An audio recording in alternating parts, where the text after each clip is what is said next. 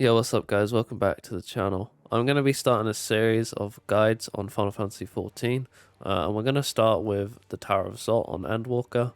Now there will be light spoilers, that'll be in the title as well, so if you don't want to be spoiled, click away.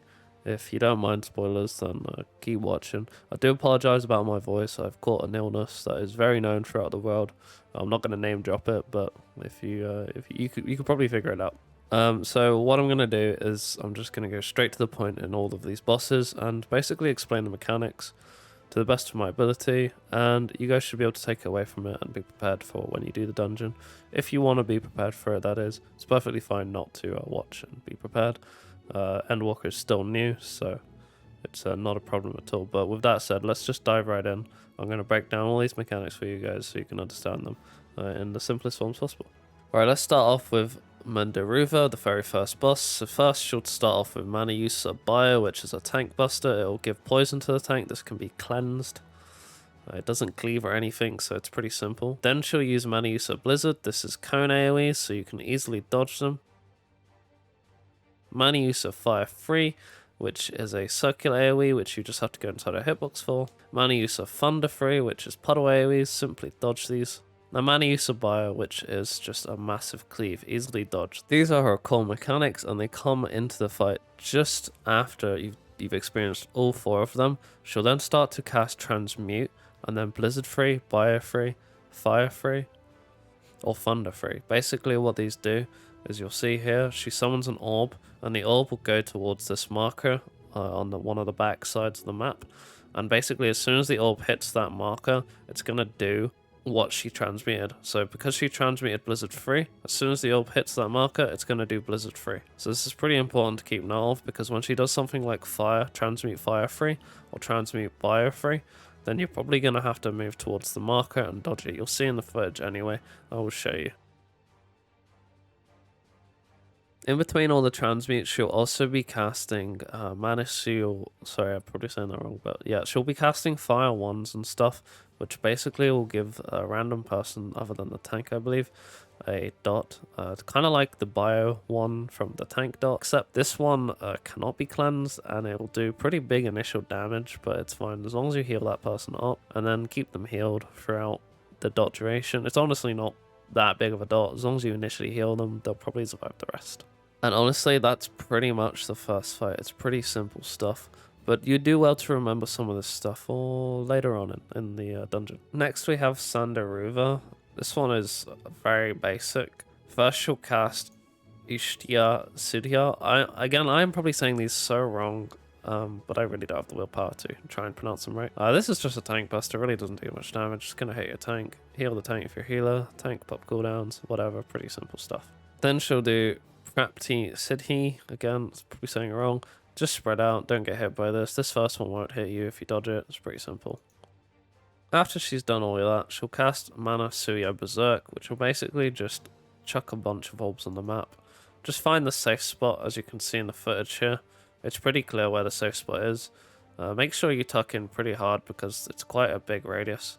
Then she'll just do an AoE around her, and just dodge it. You can keep max melee range on this from melees. She'll cast Manu Stop after going to the middle. Basically, she'll cast the line AoEs that she's doing. This is inevitable damage that you can't avoid. It's just something for the healer to worry about. It's basically like an AoE. I mean, you could literally treat it like an AoE because it's going to hit everyone. Try and spread out and not double get hit, of course. Then she'll cast Manasuya Confuse. This will make all your allies like her, but that doesn't really matter, ignore that. She'll cast a bunch of clones, so you want to look for the clone that's not doing an emote, and then just go to that one. The rest will explode, just like Manasuya Berserk. As soon as you cast Manasuya Explosion, they blow up, so just make sure you're tucking in. And then it's pretty much rinse and repeat. It's quite simple. But again, try and remember a lot of this stuff for later on in the dungeon. And now here we are on the final boss, Cinderuva. She'll start with casting Samsara. This just does AoE damage, just something for the healer to heal, no biggie really. After that, her sisters will come down. The tank should auto have aggro on these, and then she'll cast Manasuya Reflect, while the rest cast other things. Basically, this is pretty simple, it's just dodge AoEs. A lot of the AoEs that you've already seen throughout the fight. There's not too much to know here. Just, you know, dodge the AoEs. Spread out for the spread mechanic, and don't die. Tank busters will go out through the fight. Make sure your tank's popping cooldowns. I mean, you can't make sure they're doing that because you don't pay their sub lol. But, you know, hopefully they are. Other than that, most of this fight is more or less things you've already seen. There's no particular order you need to kill these sisters. The Lance sister will always follow you around once she's done casting, so you can always drag her to another boss in AoE, but you can't group all three, so just keep that in mind. Another Delta attack sort of mechanic, again, it's pretty simple. Dodge AoEs and then stack at the end rather than spread at the end.